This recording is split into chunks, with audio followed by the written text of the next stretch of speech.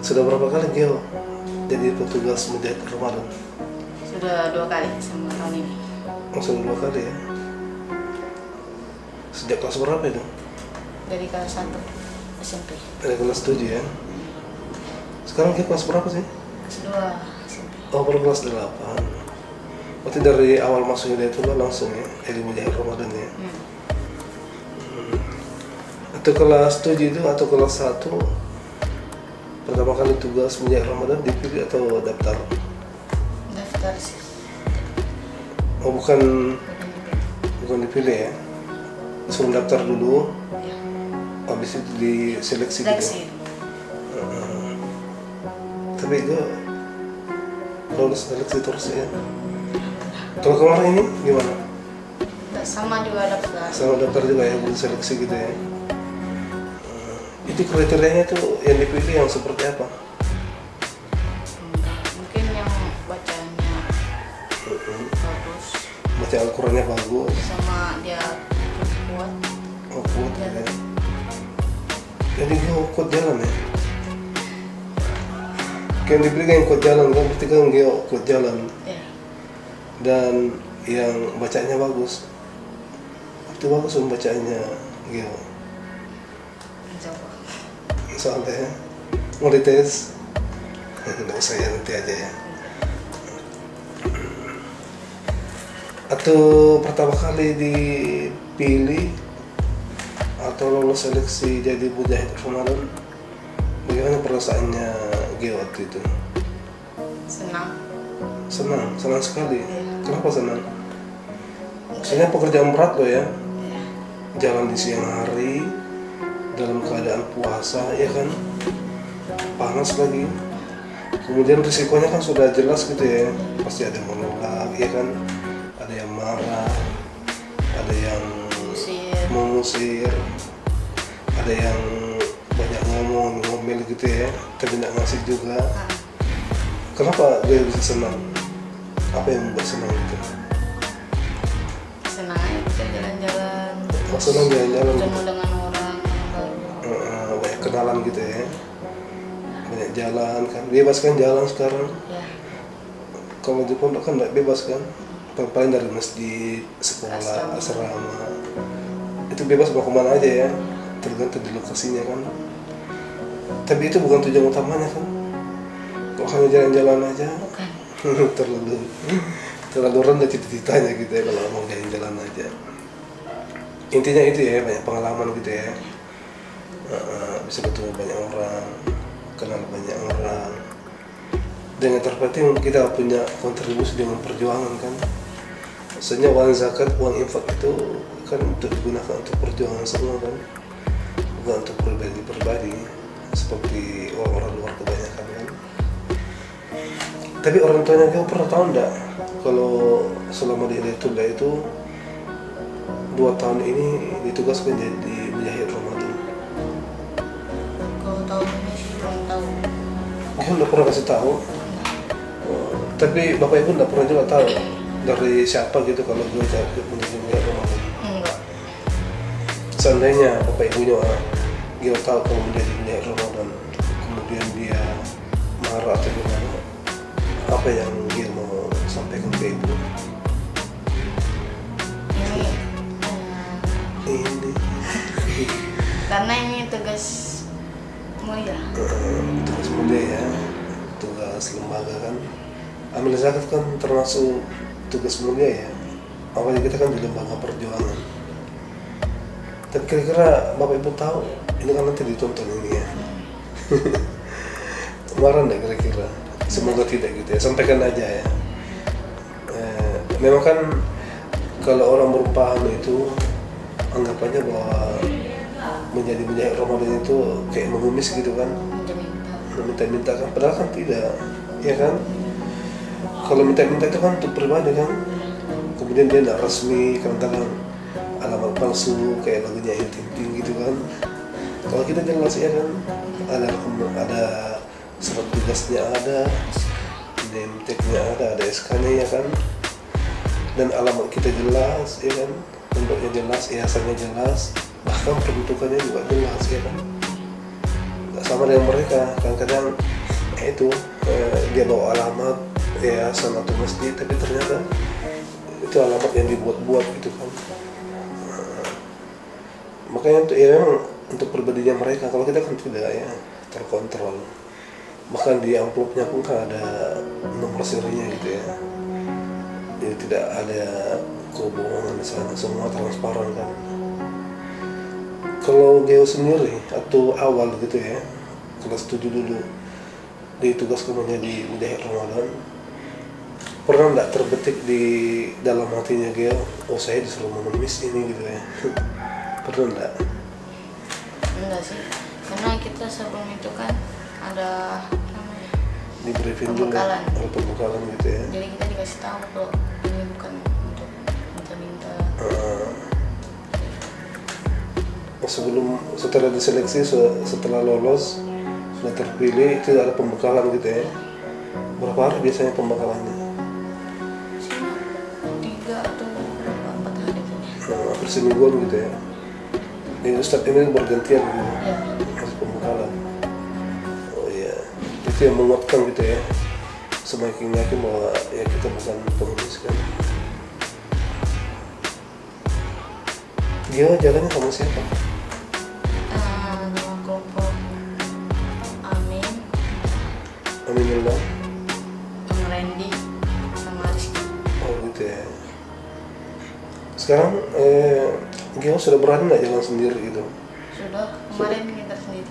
Oh sendiri sudah ya? Nggak didampingi sudah ya? Biasanya kan kalau baru kan didampingi ya, berdua-dua gitu kan. Sekarang udah berani sendiri gitu ya? Oh, sudah hebat berarti gitu ya. Iya, soalnya ada dulu ya, saya masih ingat ada santri ditugaskan jadi mujahid Ramadan.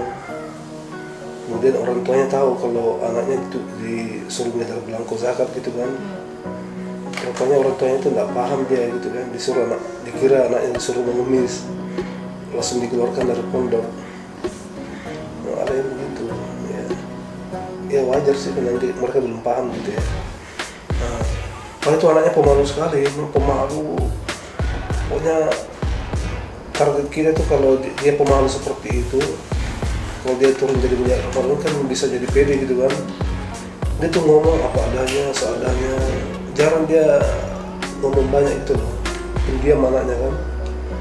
Ya harapan kita dia bisa lebih komunikatif gitu ya. Ketika selesai jadi tugas mujahid Ramadan, tapi ternyata orang tuanya ngambil dia. Jadi sampai sekarang dia masih pemalu. Ya, karena tidak pernah belajar kan. Jadi mereka berkomunikasi sama orang itu kayak takut-takut, canggung gitu ya, kayak tidak pede, ya karena tidak pernah belajar. Nah, itu yang salah satu dampak positifnya kita menjadi mujahid Ramadan gitu ya. Kalau menurut Geo sendiri apa yang berubah ya dalam dirinya Geo selama menjadi mujahid Ramadan gitu? Mungkin itu tadi lebih suka ngomong, sudah malu gitu kalau di depan orang ngomong. Nah, gitu ya, sudah mulai berani gitu ya. Ya itu kan salah satu tujuannya itu.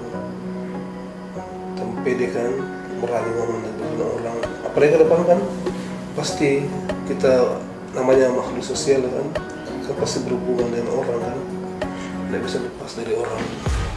Kalau kita tidak bisa komunikasi ya gimana caranya gitu kan, berinteraksi dengan mereka kalau kita tidak bisa berbicara gitu. Bahkan yang sebelumnya tidak bisa ceramah kan berani biasanya. Lokasinya di mana? Di Jalan Kusuma Bangsa, Pangeran Mantri. Berarti ngarah ke Suada ya, pabrik piring Pangeran Menteri dari situ ya. Itu daerah padat juga di situ tuh. Di situ ada nggak pengalaman Geo di situ yang menarik gitu? Semuanya sih. Pernah nggak diusir, ditolak? Pernah ya? Kan dia bilang disuruh dia bilang gini, minta-minta aja sana di kantor sosial. kita ini janda nggak punya umur juga. Dia nggak nanya balik, ibu janda. Oh gitu. Itu kalau ada yang ngomong begitu, dia langsung pergi atau apa namanya balik menyampaikan sesuatu gitu. Kita jelasin kita di sini bukan minta. Kita di sini sebagai ambil zakat keliling untuk mengambil zakat-zakat harta-harta. Umat Islam ya. Terus apa tanggapannya setelah disampaikan seperti itu? Sama aja sih, tetap saja diusir. Oh gitu. Itu diusir pertama, diusir kedua ada? Paling lewat dulu aja gitu, nggak ada sih, manggil doang. Oh, gitu. Kalau pokoknya ada yang suruh lewat begitu, dia lewat betulan, nggak singgah-singgah gitu, nggak dijelasin dulu gitu. Enggak, bilang kalau bilang nanti kan, kalau kamu disuruh lewat aja, tapi jangan lewatin semua, harus pokoknya janganlah tinggal di satu rumah. Oh, gitu ya. Harus semuanya nanti. Diingatkan juga ya, jangan dilewati semua. Mungkin dia belum gajian kali ya. Tapi kalau ada yang suruh lewat begitu, dia kan lewat gitu ya, lewatin gitu. Nanti di waktu lain datang lagi enggak? Kadang datang, kalau bilangnya nanti aja kalau datang aja. Oh gitu. Kalau yang suruh lewat itu enggak datangin lagi. Oh datangin lagi. Sebetulnya pada saat itu dia memang belum siap gitu kan. Atau sebetulnya dia pembantu gitu kan, majikannya atau yang punya rumah belakang, biasanya kan begitu. Jadi pokoknya ditolak, disuruh lewat, dimarahi, harus tersampaikan gitu ya visi-misi kita. Di sana kan ada dakwahnya juga kan, ada dakwah di sana. Jadi bukan hanya sekedar mengumpulkan zakat aja, infak, tapi ada dakwahnya, ada nilai dakwahnya gitu ya. Ada silaturahminya, kemudian menyampaikan visi misi Hidayatullah. Makanya semua belajar Ramadan itu harus paham Hidayatullah itu seperti apa gitu ya. Kita kan tidak sama dengan pondok-pondok yang lain, ya kan. Kalau kita memang untuk mengkader dai-dai, mengkader pejuang-pejuang yang siap ditugaskan di mana-mana gitu kan. Makanya Hidayatullah itu ada semua tuh dari Sabang sampai Merauke. Karena itu tadi dari pengkaderan itu juga ya, namanya kayak Gio nyanter di sini, kan dibekali ilmu agama gitu kan, ngajinya diperbaiki, hafalannya diperbanyak. Nanti kalau sudah dewasa nanti ke lapangan, bukan ke lapangan bola gitu ya, maksudnya ke daerah tugas berdakwah. Kalau pondok-pondok lain kan belajar di situ, mungkin menghafal atau menguasai bidang ilmu tertentu, habis itu lepas gitu ya. Kalau Hidayatullah itu enggak, setelah dikader di sini, sekolah di sini, habis itu dinikahkan, baru ditugaskan. Itu namanya berjuang namanya, ya kan. Bukan hanya sekedar pergi cari ilmu saja, tapi yang terpenting adalah nanti kita mengamalkan ilmu itu dan kita ajarkan kepada umat. Itu visi misi kita. Makanya Hidayatullah ini adalah lembaga dakwah, ya kan. Jadi yang menjadi banyak Ramadan itu dakwah juga. Makanya harus memperlihatkan akhlak yang baik, ya kan, tingkah laku yang baik, tutur kata yang sopan, santun. Dakwahnya di situ, ya. Karena berdakwah itu bukan hanya di podium saja kan, atau di majelis taklim, tapi di mana saja kita bisa berdakwah. Pada saat kita belanja, ya kan, pada saat kita makan, pada saat kita berinteraksi dengan siapa gitu, itu ada semua kita berdakwah di sana, ya kan. Sampai hari ini sudah berapa pendapatannya dia? Tahu, soalnya belum dikasih tahu sih. Oh, belum diumumkan ya? Mungkin harga 10 kali ya? Baru diumumkan yang terbanyak kan? Tapi masih semangat kan? Pokoknya semangat aja terus gitu ya. Pokoknya dikatakan ini untuk perjuangan, ini bukan untuk pribadi, ini pahalanya soalnya banyak gitu kan. Itu semangat itu. Yang terpenting itu ibadahnya yang dijaga ya. Karena ibadah itu memberikan kekuatan kan. Jadi artinya bahwa ketika ibadahnya Geo itu bagus, itu berarti melibatkan Allah kan dalam tugasnya dia. Kalau Allah turun tangan dalam tugas kita itu biasanya itu bermudah gitu kan. Yang tadinya mau menolak menerima ya kan.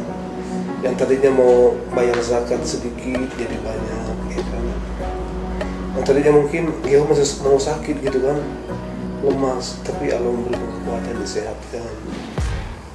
Jadi jangan disepelekan ibadah itu, baca Al-Quran, sholat lain, di situ ada kekuatan gitu ya. Banyak keajaiban kalau kita menjaga ibadah, paling baca Al-Quran yang banyak-banyak, sholat lain, subhanallah. Itu sudah dirasakan semua sama senior kita kan, ustaz-ustaz kita dia tuh bahwa betapa yang kita utamakan kalau kita berjuang itu adalah ibadah ya, untuk mengundang kasih sayang Allah Subhanahu Wa Taala. Sama juga menjadi Ramadan kan, itu butuh kekuatan, butuh kasih sayang Allah ya, lewat ibadah itu ya kan. Berapa hari rencana jalan di Grogol? Nggak bisa. Sampai habis ya. Tapi kayaknya masih banyak ya. Kan baru jalan, sudah berapa hari jalan? 8 hari ya? Ya. Ini kan puasa ke berapa hari ini? Puasa ke 9 ya? Besok 10 ya. Iya, biasanya kalau sudah selesai Grogol kan pindah lagi ke Longkali, lalu ke sini ya.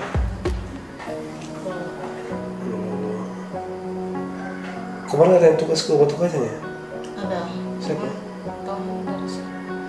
Kemarin tuh Bang Randy sama Bang Samsul. Tahun ini enggak ada ya?